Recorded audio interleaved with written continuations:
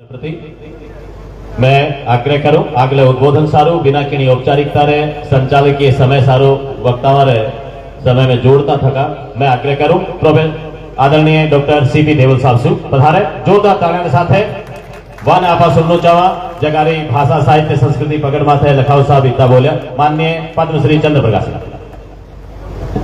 CP साहब बोलेंगे उसके पहले वो क्या कहना चाहिए, इनके मन को भाने वाला, इनको सुहाने वाला और इनकी मार्गदर्शन जिसको चाहिए जिस विषय पे। अब दो बातें अपने समझ में आ गई कि ये अहुआ का सत्याग्रह दुनिया में देश देशांतर तक जाना है। लोग पीएचडी करेंगे, डिलीट करेंगे, उन गीतों को देखने आएंगे तो गीत मिलेंगे कहाँ उनको। हमने, हमारी दादी ने और परदादी ने पांडुलिपियां बेच दी, तांबा पत्र 3-3 रुपए में बेच दी। उसका जितना वेट था गांव का तांबा पत्र का उतने में बेच दिया। आप और हम इस बात के गवाह हैं। सबके गए, मतलब पांडुलिपियां जितनी 80% है वो रद्दी में गई। तांबा पत्र है वो ले गया फेरी वाला जो आता है। आप क्या मानते हो ये किताब नहीं जाएगी क्या? भाई ये भी आपकी जो पोता होगा उसकी बहू होगी, किताब पुरानी होगी, 3 रुपए 4 रुपए में कबाड़ी को देगी, ये मान करके चलो आप लोग। तो एक विचार आया सीपी साहब की कविता पढ़ने के बाद, ये सारे के सारे गीत इन कवि लोगों से निवेदन करूंगा कि आपका गीत एक पत्थर पर मैकेनिक सिस्टम से खुदाई होकर के यहाँ लग जाए, ये छंदों और गीतों का उद्यान बन जाए अगले साल तक। जिसको दुनिया में इस पे रिसर्च करना ये आए, हम शिलालेख ढूंढते फिर रहे हैं, आदमी आओ यहाँ से गीत देखना, उसमें न कोई काटा होगा, न छाटा होगा, न कोई बांटा होगा, कुछ नहीं होने वाला है। अब ये पत्थरों का काम, इन्होंने भागरों का, पत्थरों का बहुत तुलना की है अपनी किताब के अंदर। तो मैंने कहा और तो मेरे बस की बात नहीं है, ये भाटे वाले की अगर स्वीकृति दे दो तो अगले साल तक ये जितने गीत हैं अव्वा के ऊपर सब खुदाई होकर के और यहाँ ये छंदों का गीत बन जाए, गीतों का इस सत्याग्रह वाला बन जाए। और अगली बात देश और दुनिया उसको देखने के लिए आए, रिसर्च वाला आए और कोई पीएचडी वाला इसमें से आए। तो आपकी स्वीकृति हो तो जरा हाथ खड़े कर दो, स्वीकृति हो तो। बेमन मत करना, ठीक है, धन्यवाद।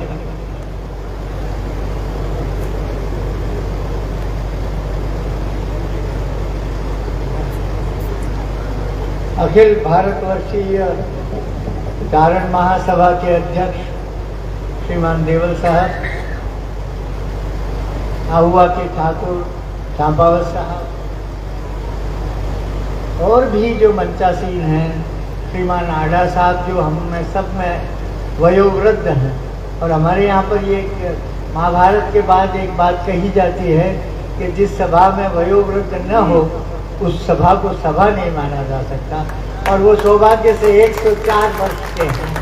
मुझे इस बात की खुशी है कि नई से नई पीढ़ी से लगाकर श्रीमान आढ़ा साहब तक आज ये जो सब कुछ जो कौतुक देख रहे हैं, और मैं इसे कौतुक कहूँगा, ये जो कौतुक देख रहे हैं ये एक इतिहास की अपने आप में बहुत ही विलक्षण घटना है।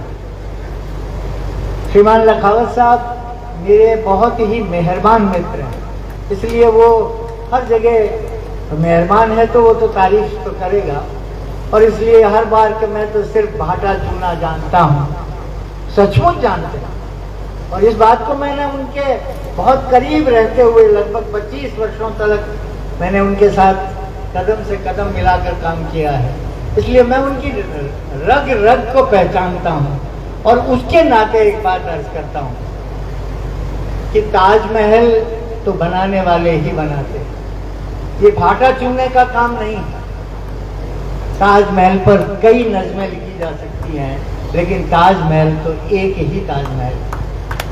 श्रीमान लखावत साहब मेरे परम मित्र, मैं उनसे एक बात आज आप सब लोगों के साक्षी में कहना चाहता हूँ कि श्रीमान लखावत जिंदगी में यदि कोई काम नहीं करते, हालांकि उन्होंने 70 से अधिक पैनोरमा क्या क्या नहीं किया, मैं वो गिनाने के लिए खड़ा नहीं हुआ। अगर वो कोई काम नहीं करते और सिर्फ और सिर्फ और सिर्फ ये अहुआ की जमीन को लेकर करके ये अहुआ का तीर्थ बना दिया है, ये एक अकेला काम ऐसा है कि वो उनका नाम इतिहास से बाहर नहीं जा सकता, वो इतिहास में अमर हैं और रहेंगे। मैं जब सबसे पहले श्रीमान के साथ यहाँ आया था और मैंने जब इस जमीन को प्रणाम किया, उसी समय मुझे एक इल्हाम हो गया था मन के भीतर कि ये जो जमीन है ये सिर्फ जमीन नहीं, ये बहुत चार्ज्ड प्लेस है। अंग्रेजी में जिसे चार्ज्ड प्लेस कहते हैं, ये बहुत ही क्या कहूँ मैं उसे, उसके लिए ये एक ऐसी भूमि है कि जिसका कण कण में एक ऐसी एनर्जी है कि जो अपने आप ही उस एनर्जी से ये सब कुछ जीवती थी।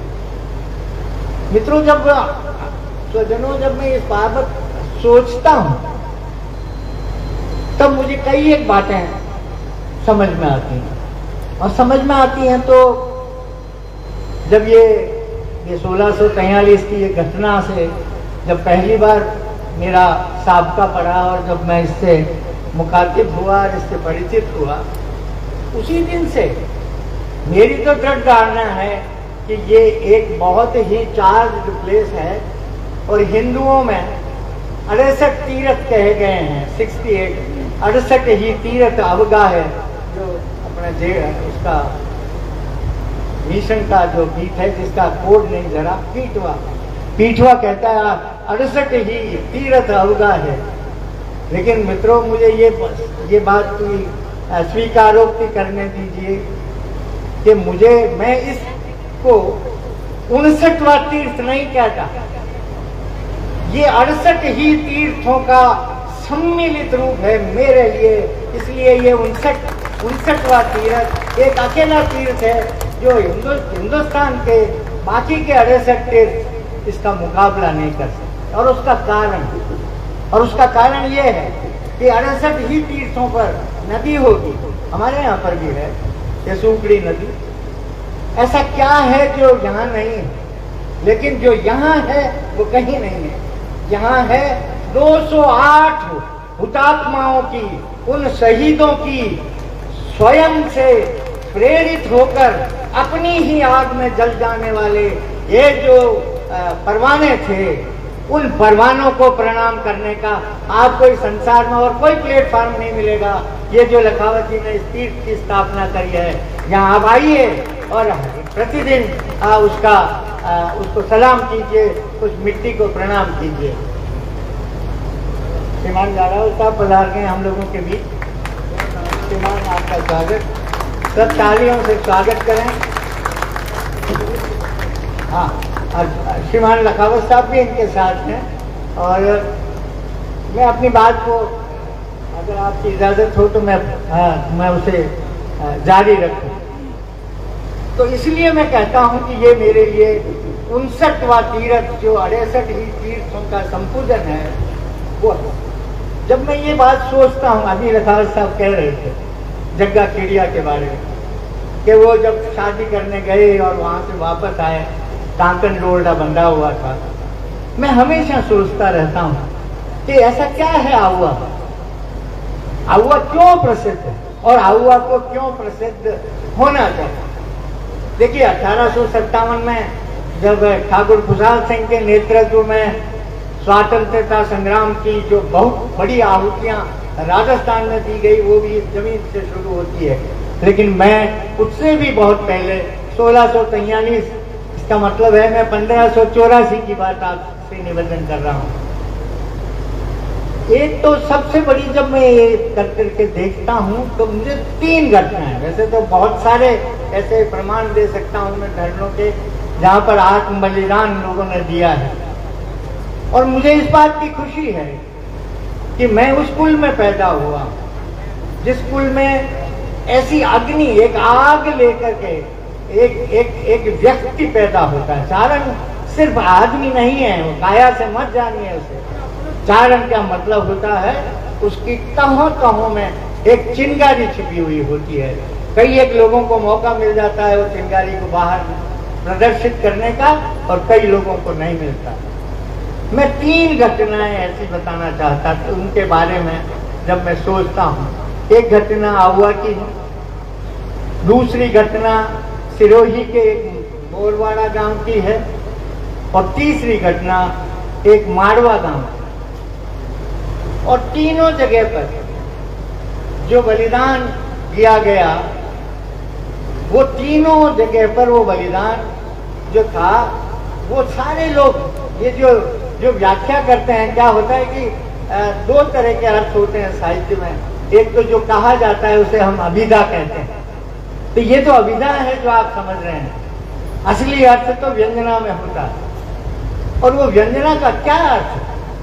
जब मैं ये सोचता हूं कि जग्गा चिड़िया उसके कांकन लोरडा बंधा हुआ है और वो सब भी नहीं हटा है, उसके बाद में भी वो अगर कटारी पहनता है, ठीक ऐसा का ऐसा उदाहरण मोरवाड़ा में मिलता है, जहाँ पर एक लड़का शादी कर करके लौटा है, उसके मोड़ बंधा है और भगवती के स्थान पर जात देने के लिए जाता है, और उसे पता लगता है कि सिरोही के राजा ने इनके गांव के अंदर से जमीन तो नहीं ली थी, लेकिन जमीन का चारा ले लिया था, और उन्होंने कहा था कि हम इसकी फसल का हिस्सा लेंगे, क्योंकि उस समय तक सिरोही कर्जे में थे। और उन्होंने कहा कि कोई एक्सक्यूज नहीं। और तब उन 9 नौजवानों ने, जो आपस में भाई ही रहे होंगे, कुटुंबी रहे होंगे, उन 9 व्यक्तियों ने, जिसमें वो दूल्हा भी था जिसके मोड़ बंधा हुआ था, इधर जग्गा चिड़िया उसके भी कांकन डोरडे बंधे हुए हैं, और तीसरी स्थिति जो है वो मारवा की आती है। मारवा में की जमीन को जब कोकनन या ठाकुर सालम सिंह ने जब अच्छी जमीन देखकर, खड़ी जमीन जानकर, उन्होंने कहा हम इसकी बजाय दूसरी जमीन दे देंगे, ये जमीन हमें चाहिए। और तब वहाँ के लोगों ने रिक्वेस्ट की कि श्रीमान, ये शासन की जमीन है, आप नहीं ले सकते। लेकिन मालिक का मालिक कौन? उसने कहा कि आप लोग कौन होते हो रोकने वाले, मैं तो लूंगा, मुझे पसंद है। और ठीक उसी समय देखिए तीसरा संयोग कि एक स्त्री, इसीलिए मैं हर बार सोचता था कि लोग अपने आप ही कह देते हैं कि हम देवी पुत्र हैं, और तुम देवी पुत्र कैसे हो? जब मैं इस बारे में सोचता रहा, और तब मुझे पता लगा कि मैं ऐसी स्त्रियों की औलाद हूँ कि जो देवियों से कहीं कम नहीं है। वो अपने एक झटके से, अपनी मनुष्य योनि से एकदम से देवता बन जाती हैं, और उसका साक्षात उदाहरण है चंदुमा। और चंदुमा को शादी हुए 1 महीना नहीं हुआ है, वो दासोड़ी में शादी की हुई थी उनकी, वो दासोड़ी की बहू थी, और पहले आने मारवा अपने पीहर में आई थी। और जब उसने देखा कि मेरे पिता की और इन सब मेरे गांव वालों की और मेरे जो भी कुटुंब हैं, मेरे बुजुर्ग जन हैं, अगर उनकी ये हालत है, तो उसने कहा, और उसी समय फैसला किया, और उसने कहा कि आइए मैं इसके अगेंस्ट में, इसके प्रोटेस्ट में अपनी चिता जलाई, और चिता जला करके खुद ने अपने हाथों से चिता जला करके उसमें बैठ गई, और ये कहा कि रे जुल्मी, जो तेरा अधिकार नहीं है, लेकिन फिर भी तूने ये जो चेष्टा की है, मेरे 12 दिन जब भी होंगे उससे पहले तुझे कुछ न कुछ जवाब मिल जाएगा। और आप सब लोग जानते हैं कि वो सालम सिंह जब 3 दिन बाकी थे चंदुमा के 12 दिन होने में, वो उसके 9वें दिन में मर गया, और उसके बाद में उसने कहा कि तेरा कोई भी वारिस नहीं रहेगा। और आज की तारीख तक वहां पर 2 जाते हैं।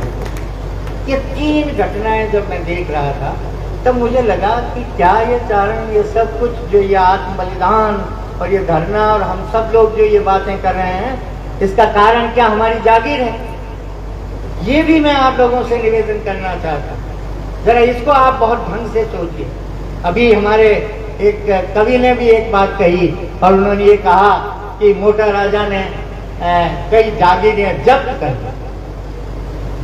ये इस पूरे एपिसोड को, ये आहुआ के कृत्य को छोटा बना रहा।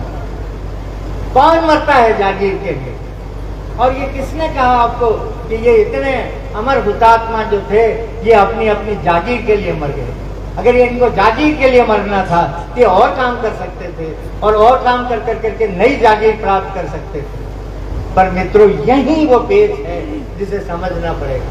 और वो पेच ये है कि वो सारे के सारे लोग जो एक परवाने की तरह शम्मा पर शहीद हो गए, चाहे वो आहुआ के हों, चाहे मोरवाड़ा के हों, और चाहे चंदुमा हों, इन सब के भीतर क्या चीज है वो, कि वो क्या करना चाहते हैं। इस धरने का अर्थ क्या है?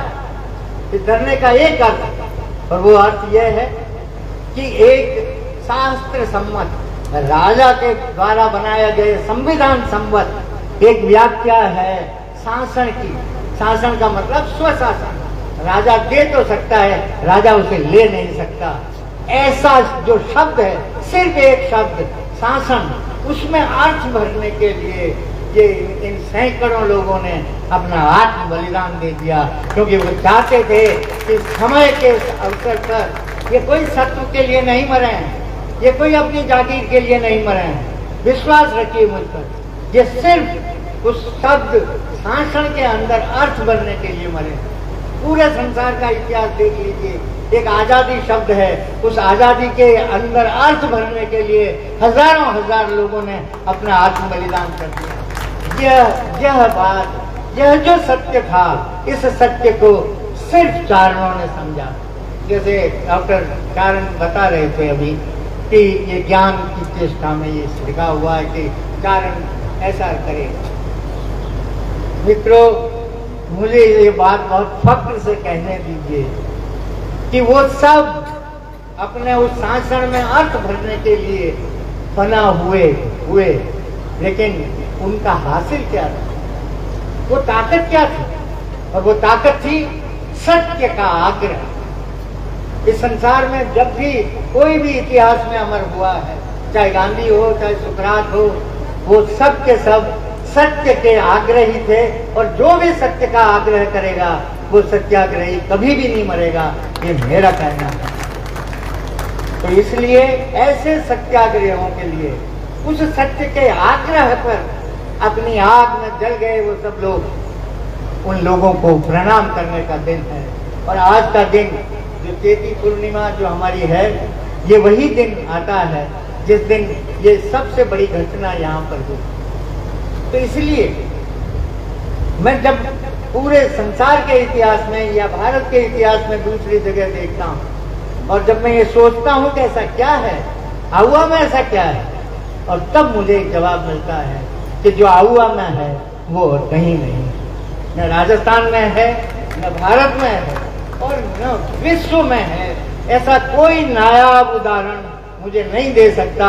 मैं उसे 6 महीने का समय देता हूँ कि वो ये बता दे कि उन्होंने एक सत्य के आग्रह पर, महात्मा गांधी तो अहिंसा के पुजारी थे और अहिंसा के प्रति कई लोगों ने काम किया है, लेकिन जिन्होंने अपने कहे से, देखिए किसी दूसरे के बरगलाने से या दूसरे के कहने से, अपने नेता के कहने से ये लोगों ने नहीं मरे, क्योंकि और काम किया जा सकता है, नेता के कहने से मरा नहीं जा सकता। और ये जो मरना है, ये मरना ही धरना। ये जो धरने हैं ना जो आजकल लगते हैं, उन धरनों के अर्थ भी आप देख लीजिए, और एक अर्थ इस धरने का भी देख लीजिए। तो इसलिए चारण कुल में जन्म लेना बिल्कुल सौभाग्य की बात है, लेकिन चारण कुल में जन्म लेकर आहुआ में आना और आहुए की इस पवित्र जमीन से तो प्रणाम करना आपके 7 जन्मों के पापों को काटने के बराबर। ऐसी कोई घटना कहीं है ही नहीं। मैंने 6 महीने का आपको समय दिया। अब मैं, क्योंकि समय नहीं है और मैं जानता हूं कि और गुप्ता और हमारे जो जाडवाल साहब वगैरह अभी पढ़ा रहे हैं, तो उन लोगों को, हम लोगों को सुनना है। मैं 2-3 बातें ये सत्याग्रह समिति के और ये युवाओं के, जो हमारे युवा नेता हैं, उनसे 2-3 बातें निवेदन करना है। एक तो ये कि ये ऐतिहासिक स्थान बन गया, मेरी दृष्टि में तो तीर्थ है, लेकिन चलिए ऐतिहासिक स्थान बन गया। पर जब मैं कंपेयर करता हूँ, तुलना करता हूँ, तब मैं पाता हूँ कि खेजड़ी एक पेड़ों के लिए रक्षा करते हुए जितने लोग, आदमी, औरतें और बच्चे जो पेड़ों से लिपट गए और कटते हुए पेड़ों से लिपटे और वो खुद कट गए, वो अपनी आग से, वो लोग जो हैं आज उनको संसार देखने के लिए आता है कि कोई पेड़ों की रक्षा के लिए इतने आदमी खेजड़ी में मर सकते हैं। पर मित्रों, एक बहुत ही कड़वी बात कहना चाहता हूँ, और वो कड़वी बात यह है कि इसमें ये जो घटना हुई खेजड़ी की, उसमें बिश्नोइयों का क्या है, सिवाय इसके कि बिश्नोइयों का जो धर्म गुरु है या भगवान है उनके, जाम्बो जी जब पैदा हुए थे खेजड़ी के नीचे पाए गए थे, और वो उन्होंने तो अपनी धर्म की रक्षा ये सब कुछ किया कि हम खेजड़ी या हरा पेड़ नहीं कटने। क्या कारण है कि खेजड़ी विश्व के नक्शे पर चली जाती है, पर्यटन के नक्शे पर, और उससे 1000 गुना बड़ा बलिदान का ये स्थान अभी भी हमारी बाट देखता है कि कब पूर्णिमा हो और कब यहाँ पर कुछ एक लोगों का पग फेरा हो। सतत लाइन बन जानी चाहिए थी यहाँ पर। तो इसलिए मैं निवेदन करना चाहता हूँ, ठीक है कि चारणों ने यह धरना किया, श्रीमान लखावत साहब को भी मैं विशेष निवेदन करना चाहता हूँ कि चारणों ने धरना दिया, आपकी भूमिका खत्म हो गई, इससे आगे आपकी भूमिका नहीं है। लेकिन जब तक ये स्थान पॉपुलर नहीं हो जाए तब तक आपको इसकी कंटिन्यूटी को इसको चलाना है। वरना मैंने तो पहले दिन ये कहा था कि ये 4 स्थान है, और अभी भी कहता हूँ। अभी आपके सामने एक घटना हुई, पता नहीं आप लोगों ने उसको नोटिस लिया कि नहीं लिया।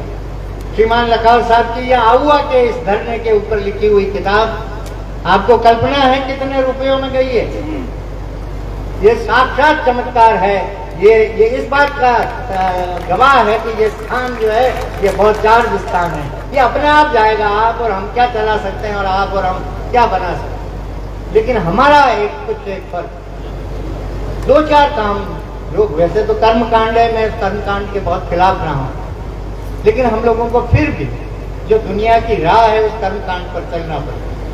और उसके लिए सबसे पहले मैं चाहता हूँ कि ये जो समिति है ये अपने इस स्थान विशेष के लिए एक ध्वज का निर्माण करे, और उन्हें कुछ नहीं करना।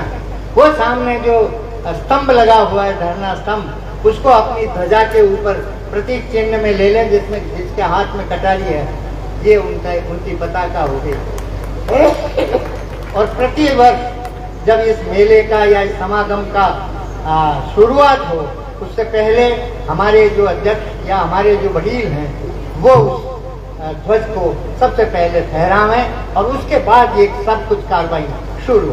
उसके बाद हम इस कैंपस में भी पांव भी उसके बाद में रखें। दूसरी एक कर्मकांड छोटा सा ये करना पड़ेगा कि यहाँ की मिट्टी को छान कर करके उसके साथ थोड़ा सा रोली और कुमकुम मिला कर करके मेरे ये जो नौजवान साथी हैं ये सब लोग एक टेबल लगा करके बैठे हैं, और जो भी आमंत्रित है, कारण की जरूरत नहीं है, जो भी 3600 जात के लिए खुला है। अभी एक बात और निवेदन करूंगा, तो वो एक टीची लगाए, तिलक नहीं।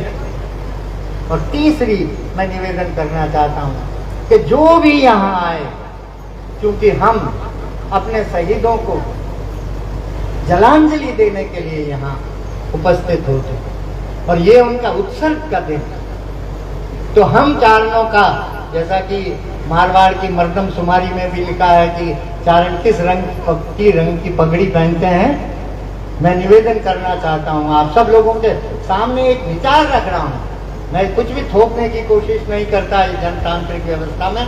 आप लोगों से चाहता हूँ कि क्या आप लोग बताएंगे कि उस दिन जो भी यहाँ इस तीर्थ पर आता है उसे अपनी खाकी या अपनी तंबाकू रंग की पगड़ी पहननी चाहिए। जितने भी लोग हों, 500 लोग हों, तो वो ही एक मात्र एक रंग की पगड़ी पहन कर करके निकले, ताकि संसार देखे कि ये श्रद्धांजलि देने जा रहे हैं। तीसरी बात, फूलों से स्वागत होता है, अच्छी बात है, मैं उसमें व्यवधान नहीं बनता, लेकिन न करें ये जो स्वागत है इसका ये स्वागत नहीं करें। स्वागत हो गया वो उस तिलक से। बस आप एक काम करें कि जब आपका कार्यक्रम समाप्त हो जाए और जब आप भोजन के लिए जाएं, उससे पहले सारे लोग पंक्तिबद्ध होकर एक गंगा जली एक लोटा लेकर के यहाँ पर सब अपने अमर शहीदों को जलांजलि आते। तो मैं आपको कह रहा हूँ, आपका आहुआ में एक अनुशासन आ जाएगा, आपके आहुआ को लोग देखेंगे। और ये बात मैं किस लिए अर्ज कर रहा हूँ कि मैं ज्यादा समय नहीं लेगा, सिर्फ 5 मिनट लूंगा, 5 भी नहीं 4 मिनट। पिछले दिनों मैं चाहता रहा था इस अवसर पर एक राजस्थानी के भी विद्वान हैं, यूनिवर्सिटी में प्रोफेसर रहे हैं, आहुआ को भी प्यार करते हैं, इस स्थान से वाकिफ हैं। मैंने उनसे, श्रीमान से कहा कि आप आएँ, भाई हम तो चारण हैं और चारण किताब लिखेगा, हम तो तारीफ करेंगे, लेकिन दूसरे लोग भी तो कहें कि क्या हो रहा है। और उसके लिए मैं आपको आमंत्रित करता हूँ कि आप आएँ और 17 तारीख को हमारे बीच में वहाँ उपस्थित हैं। उन्होंने एक उल्हाना दी। उन्होंने कहा, कहाँ जाएं देवर जी, वो स्थान तो चारणों ने ग्रैब कर लिया, उस स्थान को तो चारणों ने काबिज हो गए हैं वो सब, और उसके अलावा वहाँ कुछ भी नहीं होता। मैंने उन्हें बहुत समझाया और बहुत ही प्यार से उन्हें इस बात की तसल्ली करवा दी। मैं क्या, चारणों की भूमिका तो 1643 में समाप्त हो गई थी जिस दिन उन्होंने कटारी।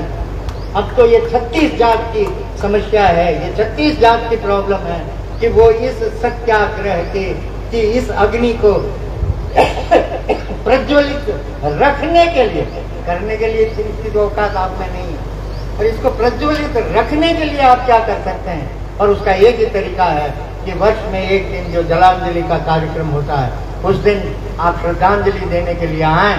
उसमें चारण के अलावा जितने भी लोग आएंगे, मुझे सर्वाधिक खुशी होगी, क्योंकि इसका प्रतीक रूप में इस स्थान का स्मारक बनना या इस स्थान का तीर्थ बनना इस बात पर निर्भर है, क्योंकि हमें चारणों को ज्ञान देने के लिए नहीं बनाया है। ये सब जानते हैं, चारण इस इतिहास से वाकिफ है, और अगर इस इतिहास से वाकिफ है तो हर आदमी जानता है। हमें तो ये बात दूसरे लोगों को समझानी है कि ये देखिए, संसार का एकमात्र ऐसा स्थान है जहाँ पर वो सारे कवि थे या न थे, या वो विद्वान थे या न थे, लेकिन एक बात तय है कि उन्होंने धरने को एक ऐसा अंजाम दिया कि जिसकी कल्पना नहीं की जा सकती। और मैं अंत में मैं आप सब श्रीमान से और श्रीमान देवल साहब से एक बात निवेदन करना चाहता हूँ कि धरने का निहितार्थ क्या है, क्या इस धरने का क्या अर्थ है। क्या वो बाद में जागीरें भी हो गई, वो सब कुछ हो गया, सभी लोग जीवित हैं, उनकी औलादें भी जीवित हैं, पर उसका निहितार्थ क्या है। धरने का निहितार्थ सिर्फ एक निहितार्थ मेरी नजर में पकड़ में आता है। वो निहितार्थ ये था कि चारणों की एकता। एक गोवर्धन बोक्सा का गांव जपत होता, बाकी सबकी जागीरें जबत नहीं की थी। आप इतिहास के लोग हों तो आप इस बात में थोड़ा सा उसमें संशोधन कर लें। बाकी के सारे लोगों ने कहा कि आप ये गलत कर रहे हैं, शासन की जमीन नहीं ले सकते, और अगर आप फिर भी कटिबद्ध हैं, ये ले लीजिए, हमारे भी ये पट्टे और रख लीजिए, पटो नाथ जाशा पड़ा। और उन्होंने ये सब कुछ किया, किसी के कहने से, किसी के समझाने से या कोई भी योजनाबद्ध काम ये नहीं हुआ। और योजना होती तो मित्रों इतना सफल कार्यक्रम नहीं। और इसलिए ये धरना जो मैसेज देता है कि चारणों में कैसा एका था, आज बिल्कुल नहीं है। मुझे साफ साफ कहने दीजिए, हम लोग इतने ईर्ष्या से, हम लोग इतने अपने दंभ से, अपने अभिमान से घिरे हुए हैं कि हम दूसरे को कुछ नहीं समझते। ये इस बात को पलटना पड़ेगा। और इस बात का सबसे बड़ा लेसन, सबसे बड़ा पाठ, सबसे बड़ी पाठशाला और सबसे बड़ी यूनिवर्सिटी आहुआ है। यहाँ आइए और देखिए कि कैसे 208 दो मणिये निकल जाते हैं मालाओं के, कैसे लोगों ने अपनी आत्म शहीदी कर दी, और वो बिना ये सोचे हुए कि आगे क्या होगा, बच्चों का क्या होगा, उन्होंने अपनी ईह लीला को पतंगे की तरह उस आग में, जो आग उनके भीतर थी, कहीं किसी की सलाई हुई नहीं थी। इसलिए न तो कोई धरने का नायक हो सकता, न कोई धरने का शिरोमणि हो सकता। ये हम गलत व्याख्याएं करेंगे अगर हमने ये व्याख्याएं करनी शुरू कर दी। क्या होता है, एक आदमी जब शहीद हो जाए उसके बाद में कोई विशेषण लगना शेष रह सकता है। जो शिरोमणि है वो भी मरा है, और जो नॉन शिरोमणि है जिसका नाम नहीं जानते हैं वो भी मरा है। तो अगर आप ऐसा काम करेंगे तो ये उन 200 उन अमर शहीदों की आत्मा के लिए, उनकी हटक होगी। और मैंने जैसा आपको पहले कहा कि ये बहुत चार्ज स्थान है, इसको बहुत ध्यान से बनाइएगा। जरा सी भी गलती होगी तो आपको उसका प्रायश्चित करना पड़ेगा, आपको उसका दंड भुगतना पड़ेगा। इसलिए आहुआ आपकी एकता का प्रतीक है और आहुआ सत्याग्रह के लिए पूरे संसार की मिसाल है। इसे संसार को देखने दीजिए, भारतवर्ष के नक्शे पर आने दीजिए। अब जब लोग ये बात देखने के लिए आए कि अपनी बात पर एक सत्य की रक्षा के लिए कैसे अपने ही हाथों, अपनी ही कटारी से इतने लोग मर सकते हैं। आपने मेरी बात को सुना, माफ करिए अगर मैंने 5 मिनट ज़्यादा ले लिए हों तो धन्यवाद। लेकिन हम लोगों को ये सारी की सारी सावधानियां बरतनी हैं। और यदि मैंने जो प्रस्ताव किया कि हम इस तरह से आएँ, मैं तो चाहता हूं कि हम नंगे पांव आएँ, लेकिन मैं ये भी जानता हूं कि वापस जूतों की व्यवस्था करनी पड़ेगी और ये करनी पड़ेगी। मैं ये भी जानता हूं कि ये सारे साफे नहीं मिलेंगे, लेकिन उन साफों की यहाँ पर व्यवस्था की जा सकती है। ये जो समिति है ये व्यवस्था कर दे और किराया ले। अंदर जाना है तो बिना उस साफे के नहीं जा सकते। अगर आप अमृतसर में नंगे सर नहीं जा सकते, अगर आप ख्वाजा साहब की दरगाह में नंगे सर नहीं जा सकते, तो आपको ये अधिकार किसने दिया कि एक नहीं 200 हुतात्माओं के इस पवित्र तीर्थ पर आप नंगे सर आए। आपको इस बात के लिए सोचना पड़ेगा। धन्यवाद। पहले भी कविताएं सुन करके लोगों ने कटार खा ली। अब सीपी साहब के कहने से साफे बांधने ही पड़ेंगे, इसमें कोई दो राय नहीं। साफे का रंग कैसा होना चाहिए, सुझाव दो फटाफट, एक सुझाव तुरंत दे दें खड़े होकर के। कैसा होना चाहिए साफे का रंग, कैसा हो, कैसा, केसरिया। हाँ, और बोले आप फरमाने कुछ। अरे मटिया सब अपने यहाँ नहीं पहनते हैं, मटिया में अपने दिक्कत आती है। मटिया में जो जिनके पिताजी होते हैं अपन मटिया नहीं पहनते। हाँ, एक केसरिया रंग आया, दूसरा कोई नाम है, वो पीछे कोई आया या केसरिया आपको, तो हाथ खड़े कर दो। अगले वर्ष जो आएंगे केसरिया धारण करके आएंगे, माताएं बहनें और देवियां भी केसरिया वस्त्र धारण करके आएगी। प्रस्ताव पारित हुआ। सीपी साहब आपका सुझाव इतना जल्दी मान लिया संसार में। आप चारणों को देखो तो सही आप। अब ये आया तो हमारे एक लखावत परिवार से बहुत यूँ कहना चाहिए कि बहुत तेजस्वी और एक साइनिंग मेंबर है हमारे उसमें से परिवार में। तो वो कहने लगे साहब सबने किताब ली तो मैं वंचित कैसे हूँ। तो महेश जी लखावत हैं, करंडिया के हैं, हम एक ही गांव के हैं। हम इधर आ गए, ये अभी वहीं रह गए। और इसलिए इन्होंने 51,000 रुपये ये जो विमोचित प्रतिलिपि है उसके लिए बात कही है। क्या बात है यार, मैं मेरे लिए तो नहीं बोलता, ये यंग जवान आदमी के लिए तो बोलो, अगले साल भी कुछ करेगा। ये जो दीर्घाएं हैं सीपी साहब ने और गिरधरदान जी ने उसका उल्लेख किया। ये जो जम्मर जितने हुए, क्योंकि 1857 का स्मारक यहाँ बन गया, तो हम जम्मर जितने हुए हैं उनको यहाँ डिस्प्ले करेंगे। इस वाली दोनों तरफ उसको बना करके उसको ठीक प्रकार करने का एक बार प्रयास करेंगे। ये अध्यक्ष जी के साथ में विषय आया। बहुत बहुत आभार आदरणीय सीपी साहब का, लखावत साहब का। इस बीच हमारा सौभाग्य राजस्थान धरोहर संरक्षण एवं प्रोन्नति प्राधिकरण के माननीय अध्यक्ष, हम सबके प्रिय श्रीमान सुरेंद्र सिंह साहब जाड़ावत पधारे। जोरदार तालियों से उनका स्वागत, अभिनंदन। मैं आग्रह करूंगा हमारे राष्ट्रीय अध्यक्ष माननीय देवल साहब से, लखावत साहब से और इस सत्याग्रह उद्यान विकास समिति के आदरणीय सवाई सिंह साहब से आप माननीय जाड़ावत साहब का स्वागत अभिनंदन करावें। आदरणीय सुरेंद्र सिंह साहब जाड़ावत विनम्र व्यक्तित्व के धनी, हमेशा उनके इस आंगिक भाषा को, शारीरिक भाषा को देख करके लगता है कि विनम्रता कूट कूट के भरी हुई हो जिस व्यक्ति में, और जो अपने काम के प्रति एकाग्रता रखते हो, जिनका लक्ष्य निर्धारित हो और हमेशा सबके साथ में मिलजुल करके चलने वाले व्यक्तित्व माननीय सुरेंद्र सिंह साहब जाड़ावत। वर्तमान में धरोहर संरक्षण और प्रोन्नति प्राधिकरण, जिसको लखावत साहब पूर्व अध्यक्ष हुआ करते थे, उसके माननीय अध्यक्ष हैं। और यह हुआ सत्याग्रह उद्यान विकास समिति भी धरोहर संरक्षण प्रोन्नति प्राधिकरण से बहुत सी अपेक्षाएं करती है। माननीय जाड़ावत साहब इस दृष्टि से हम सब के लिए उपादेय हैं। पुनः पुनः स्वागत। इसी दौरान माननीय महेश लखावत जिला परिषद सदस्य राजसमंद पधारे हैं। मैं आग्रह करूंगा माननीय सवाई सिंह साहब से आप पधारें और महेश लखावत का स्वागत अभिनंदन करावें। आदरणीय भंवर सिंह साहब से आग्रह करो।